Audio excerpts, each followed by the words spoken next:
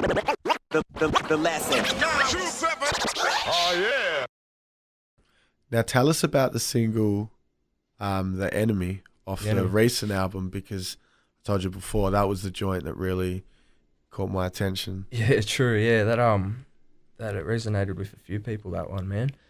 I guess I tried to not get too PC or politically driven with it. Obviously, it is because of the song, but when I wrote it, I thought I'll strip it back to facts, plain facts, in punchlines, so no one can really argue it. So if they want to argue these facts, you go fact check them yourself, do your own research, and then come back and tell me I was wrong. So I've always wanted to speak political, or not political, but speak conscious in music, man, you know? And I always try to, but it's kind of hard because at the same time, I'm still learning too, man, what's going on. But it got to a point where, fuck, I've got to say something here. You know, I've got to talk about what's going on, what's happening to my community, communities around us, countries around us, horrible things, you know? I thought, I've got to write this, man. I thought, if I strip it back to facts, like I said, nobody can argue that. And I felt I did that, man. I feel that's one of my truest tracks because of it. You know, I do that with all my music, but the fact that I really sat down and thought about every word that I was saying there, you know, and I just hope, I know there's people out there who believe the same things, understand the same things, are awake to the same things. I just hope that, you know, I had those songs for me that woke me up and made me realise what was going on, and, you know, that there is people out there that don't generally want the best for us. And, yeah, I hope this is one of them songs for other people listening, you know. I hope it can sort of wake them up to what's really going on. So when you titled it "The Enemy," who is the enemy?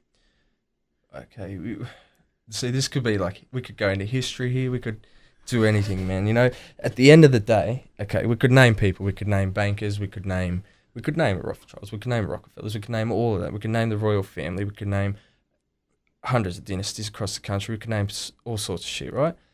At the end of the day, greed is the enemy, okay? And these evil entities are the enemy, man, okay? And there is people in the entertainment industry way up, Hollywood, fucking horrible, like the entertainment industry and the arts industry is huge for it. There's things that are in this country, you know, and these evil entities, and they believe they feed off these dark energies and entities and stuff, man.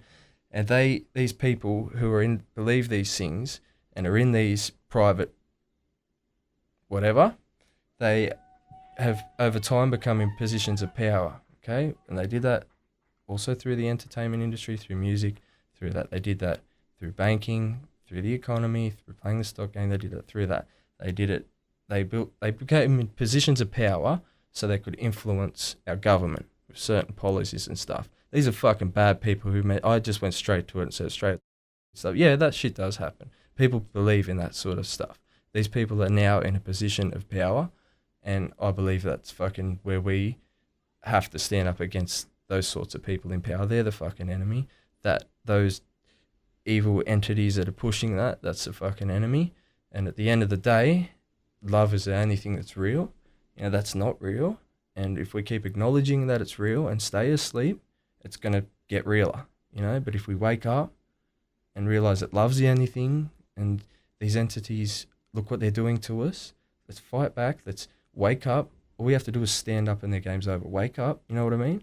And it's done. Okay, then we can move on. Love's the only thing that works from here. So when you ask me that, I believe that those dark entities, those people that are influenced by those dark entities that are in a position of power, they're the enemy. And yeah, I hope I get that across, man. I'm going to write more songs about it on the new album, you know? So be very motivated like that about it. Have you had any issues since putting out that song? Because I remember just like the visuals really hit me. Yeah. It was pretty quick to be like, this is, I guess, quote unquote anti-establishment type joint, which I loved. Yeah. I was like, yeah, word, this is dope. But have you had any backlash or? Look, not that I've noticed. You know, I get pulled over by the police all the fucking time and searched down to under the carpet sometime. You know, it's fucking ridiculous, man. But that's been going on for a while before I dropped the track. You know, they like to hassle what they don't understand, you know. But I don't know, my Facebook shit, you know, I have to boost it to get more likes and shit like that now. As soon as I started posting conscious shit and started fucking speaking my mind, and you know, okay, here's one for you. You know how you type in your status on Facebook and it's like, as soon as you start typing, it's like, what's he thinking? Political thoughts or family or something like that. As soon as I started fucking posting ones that said political thoughts, my fucking likes went down, man. Work that out. Work that out. That's interesting. Post man. a fucking stupid meme about some stupid shit, get 1,000 likes. Yeah, well, I think the masses maybe, you know, it's hard that social awareness, that consciousness is not something that people pick up easily. It takes time. That's right, bro. And it does, you know. Yeah, that's another thing, man. I can't just expect to come along like I've got all the answers and wake people up. Like, it did take me a long time to realise what was going on and that I was a victim myself, you know. But, yeah, it is what it is. Now, you talk about getting pulled over. And searched and harassed by 5-0. And you mentioned that it's before, you know, you were even doing the rap and stuff. Yeah. Tell us, I know that the Sydney, you know, 5-0 and Sydney have a real reputation. I've even seen some pretty wild shit. Fuck the 5-0 in Sydney, man. They're fucked, man. No.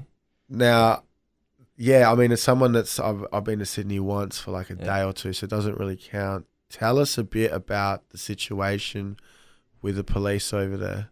Yeah, man, I honestly believe that the police in Sydney, particularly southwest Sydney, even coastal areas, man, like Newcastle and Coffs Harbour and right up the coast, they're creating a divide, man. They're trying to create a racial divide, man. It's fucking horrible, you know what I mean? Like, let's take southwest Sydney, for instance. When I grew up, it's like that's where a lot of not as well off people ended up. So they're like, let's put everybody here, you know? So we had a mad mix of everybody. Our communities would share, you know what I mean? Like, we had a mad mixed community of everybody, man. It was awesome. And then the last 10, 15 years, when all this divide in America and other places in the world is going on, it's like our police are also, it seems to me, enforcing the same things and trying to create the same divide. There's not these community programs anymore. There's not these PCYC programs anymore. There's not these youth gatherings and stuff to get interconnection and stuff, understanding and stuff together anymore. There's none of that anymore. There's like more of a divide and they're like pushing it. You know what I mean? I reckon they're influenced by this fucking new world order or whatever that honestly is happening over the last 10 to 15 years that I've witnessed in that way, a divide, you know, and the police force, they're fucking huge perpetrators of that. Probably, yeah, definitely a huge part of that. Now, when you talk about divide, I instantly remember the Cronulla riots. Yeah. See how the media played in a massive part in that? Would anybody have known? They're like, look at this text message that's getting sent out to everybody. Here it is, everybody. Read it. So everybody who watches the news just got that text message. Who watches the news at fucking 6 o'clock every night? Dumb fuckheads. So who gets on the train and rocks up to fucking Cronulla? Dumb fuckheads. And who fucking put that text message out there? Media. You know? There's another one for you. The media, they work with the police of this shit. It's like, it's a planned attack. And it's been going on for 10, 15. It's been going on longer, but it's been in force the last 10, 15 years, man. And it's noticeable now. We notice, motherfuckers. We notice. So is that near where you stay at? Where the Cronulla riots? No, I'm a fair bit north of there now. The Cronulla was about an hour and a half, a bit over an hour from Campbelltown, southwest Sydney. So, you know, if we wanted to go to the beach and stuff, we'd have to catch a train out to Cronulla. And on that day, every fuckhead would jump on the train and go out to Cronulla. You know, fuckwits. Why would you do that? Seriously. I don't know, man. Fucking idiots, man. It was so embarrassing, man. It was really embarrassing. I think a lot of people were embarrassed about that. And it's the furthest thing from the truth. Like I said, everybody was mixed, man. It was fucking cool, you know? I had Asians, Samoans, Lebos in my class. We're all mates. You know? The lesson. Oh, yeah.